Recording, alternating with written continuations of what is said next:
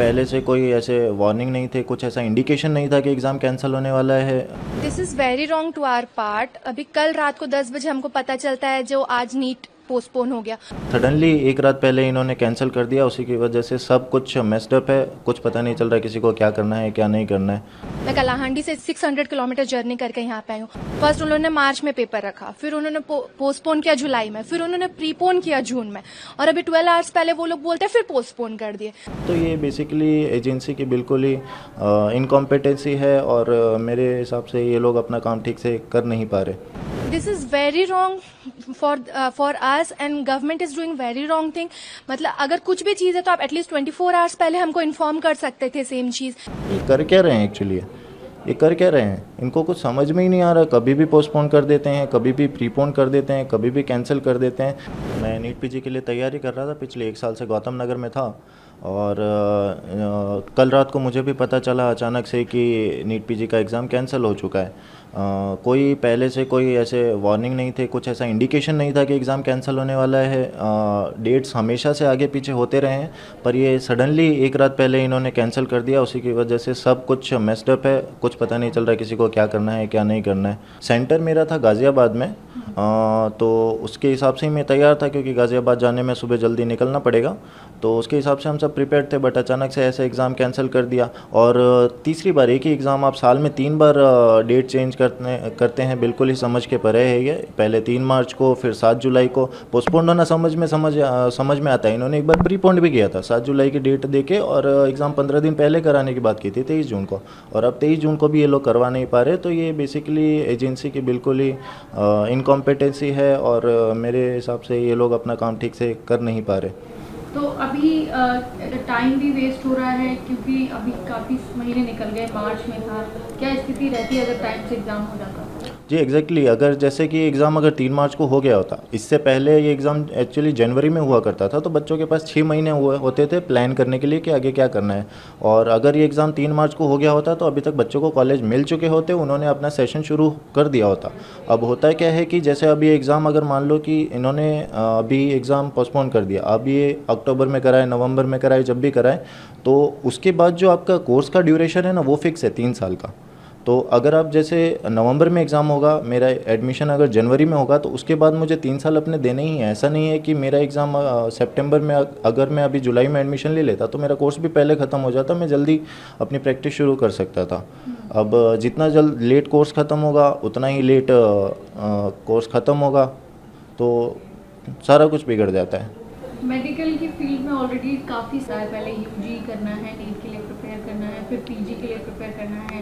कई जो स्टूडेंट हैं जो इस दौरान नहीं जाते हैं प्रैक्टिस के लिए, वो सोचते हैं कि पीजी क्लियर कर ले उसके बाद करें।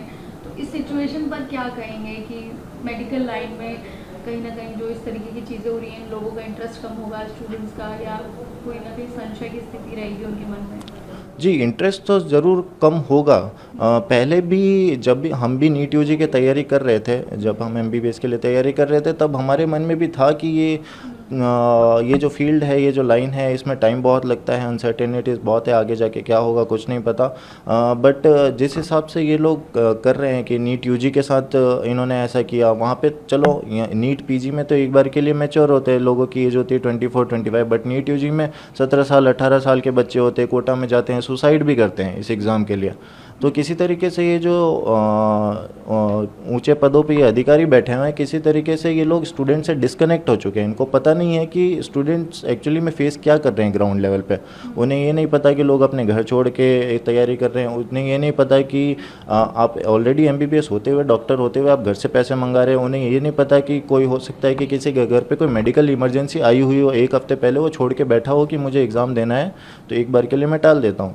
तो किसी तरीके से ये अपने ऑफिसों में बैठते हैं और इनको पता नहीं चल रहा है कि ग्राउंड लेवल पे हो क्या रहा है। एक रात पहले डिसीजंस लेते हैं और कुछ भी डिसीजंस लेते हैं। अब क्या डिमांड करते हैं आगे, क्या हैं आप अभी, या क्या कहेंगे? डिमांड तो हमारी ये रहेगी कि इनको ना ओवरऑल जो एग्ज़ाम का सिस्टम है, सारे, मैं नीट पीजी की बात नहीं कर रहा हूँ, सारे ही एग्ज़ाम्स का एक बार इनको बैठना चाहिए, सारी एजेंसीज़ को एक साथ बैठना चाहिए और इनको रिव्यू करना चाहिए कि कर क्या रहे हैं एक्चुअली।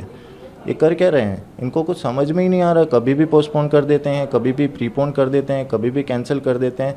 इनको सीबीएसई जैसा बोर्ड, हम जब 12th का एग्ज़ाम देते थे हमने कभी सुना नहीं कि पेपर लीक हो गया है कुछ। इतना बेसिक एग्ज़ाम वो आराम से करवा देते हैं। ये इतनी बड़ी बड़ी एजेंसीज होकर अपना एग्ज़ाम टाइम से नहीं करवा पा रही, तो ये कंप्लीट फेलियर है।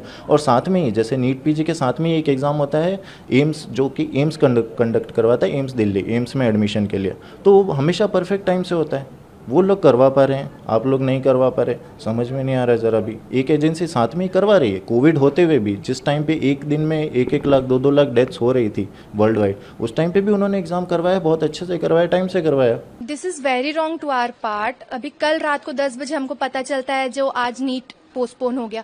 मैं कलाहांडी से 600 किलोमीटर जर्नी करके यहाँ पे आई हूँ। फर्स्ट उन्होंने मार्च में पेपर रखा, फिर उन्होंने पोस्टपोन किया जुलाई में, फिर उन्होंने प्रीपोन किया जून में, और अभी 12 आवर्स पहले वो लोग बोलते हैं फिर पोस्टपोन कर दिए। तो this is very wrong for us and government is doing very wrong thing. मतलब अगर कुछ भी चीज है तो आप एटलीस्ट 24 आवर्स पहले हमको इन्फॉर्म कर सकते थे। सेम चीज कि हम लोग इतना दूर ट्रैवल करके आ रहे हैं, हम लोग को इतना हैरेसमेंट हो रहा है। They should think about the students before deciding anything. I am asking government कि कुछ भी अगर आपको करना है तो पहले थोड़ा सा हमारे बारे में भी सोच लो। बस यूं ही हमारे ऊपर शॉक पे शॉक सरप्राइज गिफ्ट्स मत फेंको करके। Thank you. पेपर लीक हुआ है तो इसलिए वो पेपर लीक के बारे में तो कुछ नहीं आया है, हमारे साइट्स पे ये आया है तो कि पेपर लीक हुआ होगा सोच के उन्होंने ये किया है, और for the sanctity of the examination process they are doing this. But what about our sanctity, what about like हमारा क्या उसमें। अब क्योंकि यूजी का पेपर लीक हुआ जरूरी नहीं है पीजी का भी लीक हुआ होगा। अब बस उनको ऐसा लगा कि पीजी का पेपर लीक हुआ होगा तो उन्होंने बस कैंसिल कर दिया ऐसे 12 घंटा पहले। तो बहुत गलत चीज हुई है। आप एग्जाम सेंटर गए हुए थे? हाँ, कल जाके हम एग्जाम सेंटर देख के आए सब। मतलब एक दिन पहले हमको सब कुछ फाइनलाइज करना पड़ता है, डिसाइड करना पड़ता है। रात को अगर 10 बजे हमको पता चला, अगर 10 बजे हम सो गए होते तो आज सुबह 7 बजे हमको एग्जाम सेंटर में सेम चीज पता चलता। तो ये तो मतलब सही नहीं है। अगर आपको करना है वही चीज आप करो, 24 घंटा पहले करो ताकि किसी को दिक्कत ना हो उस चीज में। हम लोग अब इतना दूर से आ रहे हैं, अब इतना दूर जाएंगे। मैं जॉब करती हूँ साथ में, मेरा जॉब से मैंने सीएल लिया है, अब मेरा 2 CL 3 CL वेस्ट हो रहा है। उसके साथ साथ मेरा जो पैसा जाना आना खर्चा सब ये हो रहा है ना। तो उनका बस वी आर डीपली रिग्रेटेड बोल देने से तो हमारा तो कुछ ये नहीं हो जा रहा है ना। हम लोग के लिए कुछ तो उनको करना चाहिए इस केस में, मुझे लगता है। मेरा सेंटर गीता ऑटोनॉमस कॉलेज बड़ा रघुनाथपुर जानला में पड़ा था। यहाँ से वो भी आधा घंटा का दूरी है, आधा घंटा 45 मिनट लग। वहां पे जाओ, सेंटर देखो, सब करो, आओ, और फिर बाद में पता चलता है कि जाना ही नहीं है।